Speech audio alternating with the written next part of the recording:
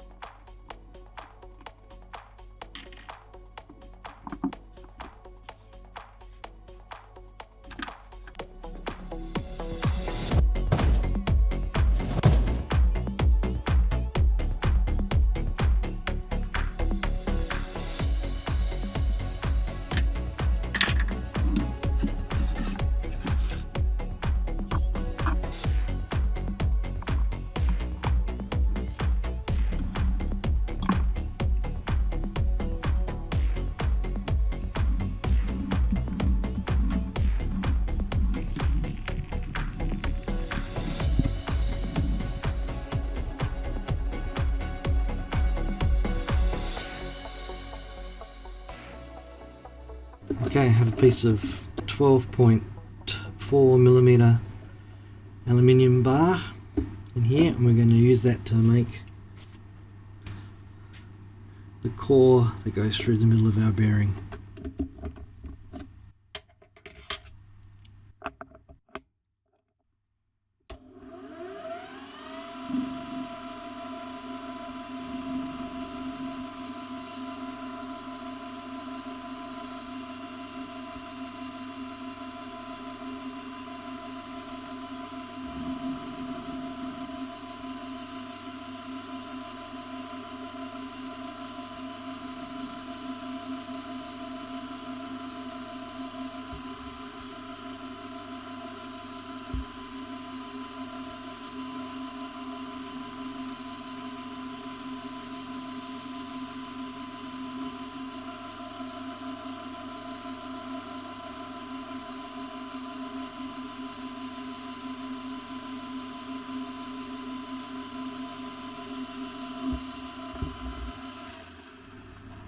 The bearing is 9mm long, so that'll be fine.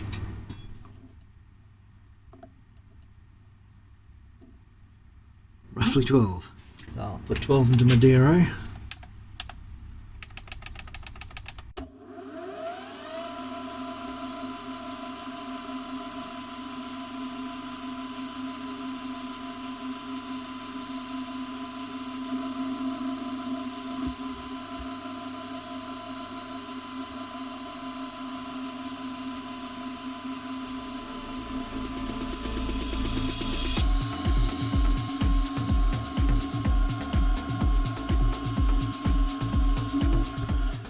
Let's see how close we are. We're aiming for a 10mm diameter here. Yep, 1055.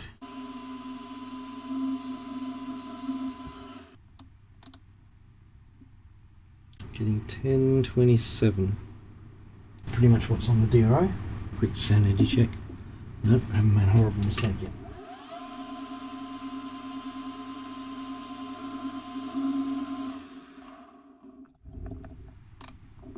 Pretty much drifting by 0.2 now. Still matching the DRO. Oh, I forgot to hit record. I wasn't recording any of that. Anyway, off camera, I brought it close to size until it started fitting, and then we had made very, very small adjustments to the cross slide. It started tightening at the end. Then I just brought out the 400 grit sandpaper until we got a fit that we wanted. There you go. That's the fit we wanted.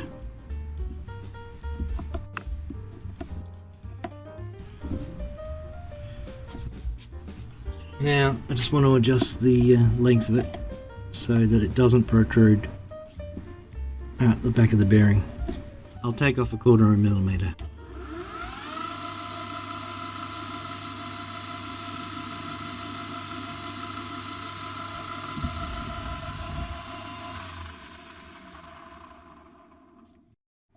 Just using a piece of tool steel to test whether this is flush So I've actually cleared it by the looks.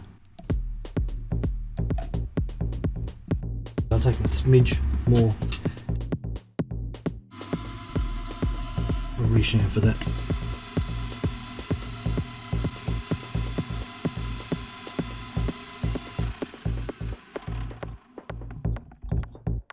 Just going to leave like a 1mm washer there. But before we do that, we need to actually drill and tap this for M5, so that's what we'll do next.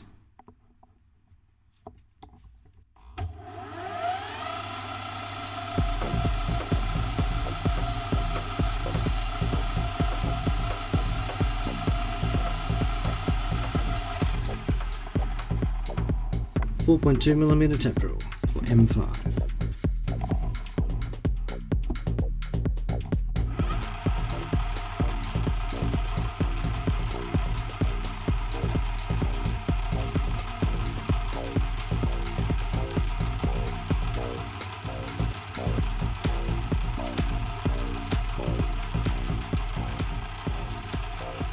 Work out the depths. I'm going to have to use my eyeballs, I think. I want to be probably at least width of a ruler, somewhere around there. Yeah, that'll still be enough. We'll leave some room though for the spiral plate tap, which doesn't need much extra depth. Have some juice.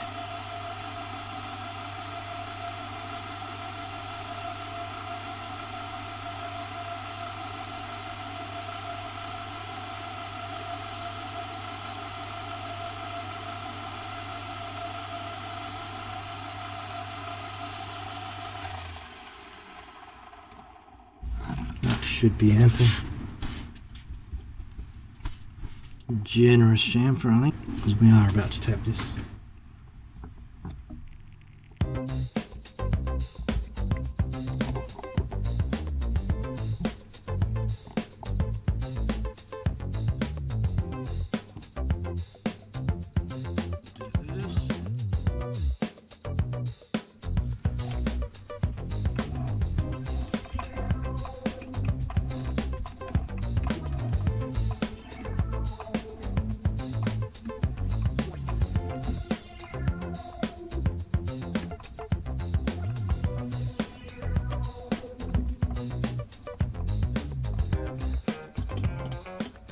I don't normally like to break the chip on these, but I find I have to sometimes.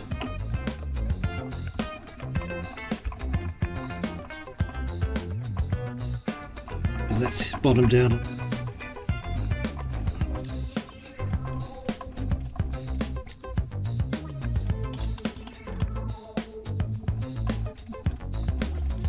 I decided I'd finish that thread off later, off camera.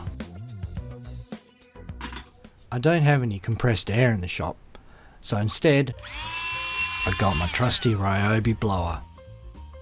The unmachined portion of the bar looks a bit gnarly. A bit of Scotch Brite will take care of that. And while we're here, might as well give everything else a bit of a touch up.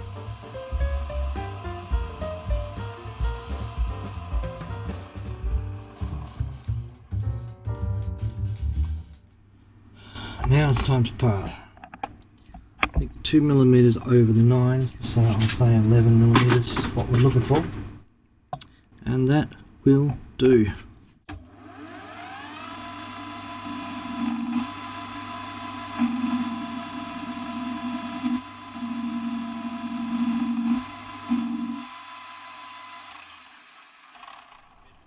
Let's change that speed, see if we can get rid of some of that chatter.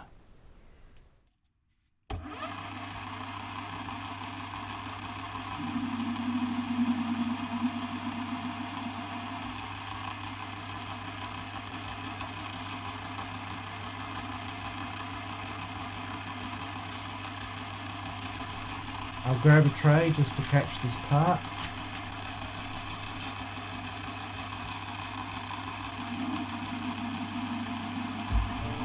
But then, of course, it decides to jump straight out of the chip tray. Oh well. and I drilled that hole only just deep enough. So that's what we ended up with. Now I'll pop that in a 10mm collet, I think, and clean that side up. Unfortunately, I didn't have a 10mm collet, so I had to fiddle around with the old paper shim trick.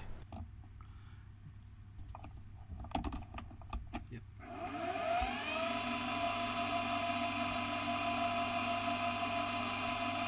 Now, let's take a nice facing cut.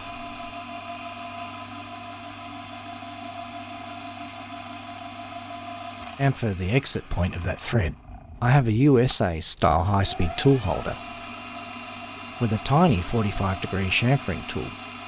Great for putting chamfers on the inside of very tiny holes. That actually worked a treat. Okay, just need to continue that thread a bit, clean it up, ready to go. Now we need a washer. So we have a 20mm aluminium bar in a collet. Let's make this simple washer.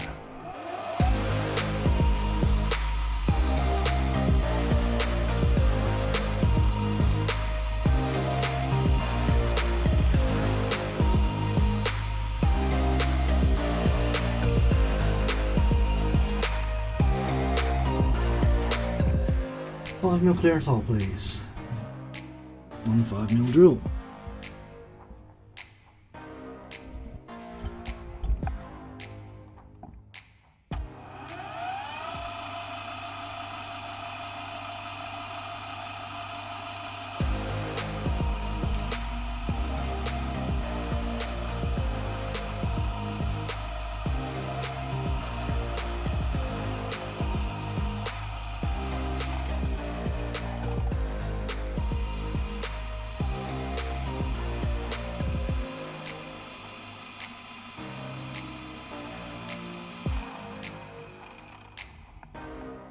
I'm actually going to put a bevel on the front face.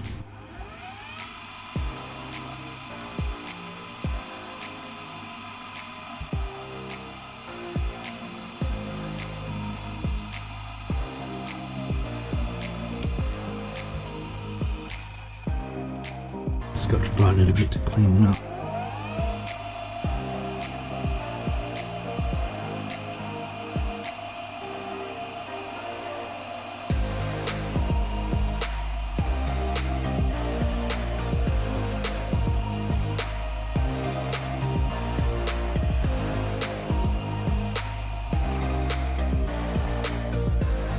That'll work. Time to part it off. Touch off the tool, zero the DRO, move the tool over the thickness of the tool, 2.35. Zero the DRO again, and move the tool over the required thickness. I'll make it 1.5mm.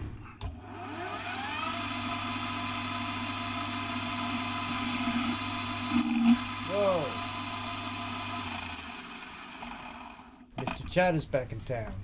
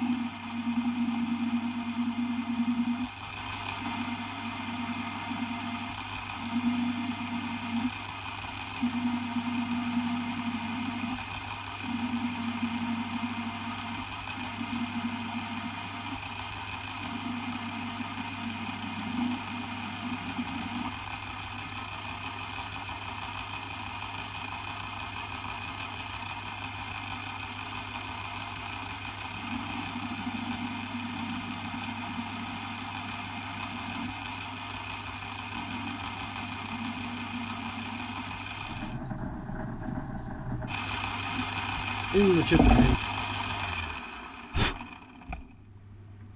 Bit of deburring. I might just lap it on some sandpaper. There's a scratch there. It's fine. It's just a spacer, washer. So here are the finished parts. We've got the hub,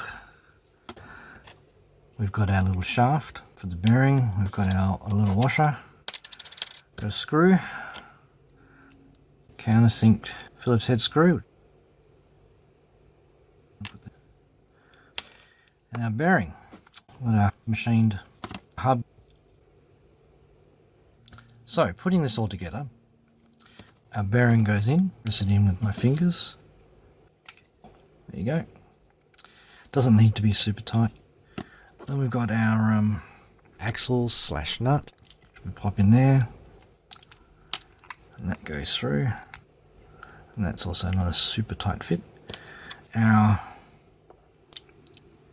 washer goes like that, and the tape, the bevel on it just helps clear this inner race, stops it from rubbing on that. The screw we're going to use is a countersink screw, which we're going to put in a piece of plywood, which is going to form the base. I've made one here. It's countersunk on the back. It's just a piece of scrap to demonstrate. So, putting it together.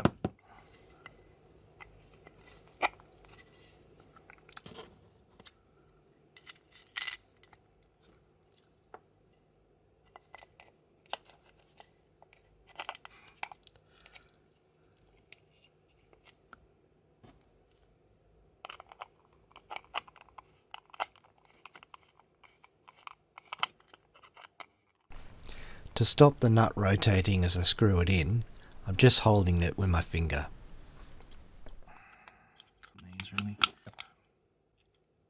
To show you the clearance here, it's not much, but it doesn't need to be. Right, so there's our hub. Now we just put our plate on top. So he goes on here. And on she goes. And voila!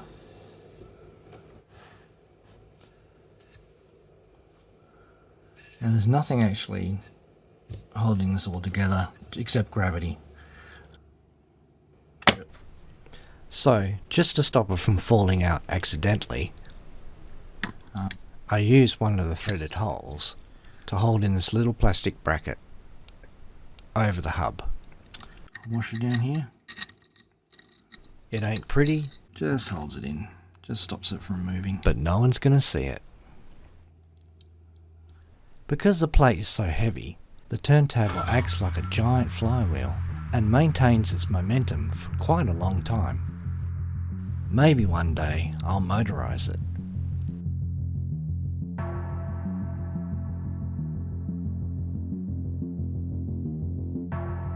A cyclorama or cyclewall can be placed behind and just a bit underneath the turntable. This creates a nice background, makes the lighting simple, and just makes the subject pop. I'll put some felt on that turntable later, but for the moment, I'm rather liking this industrial look.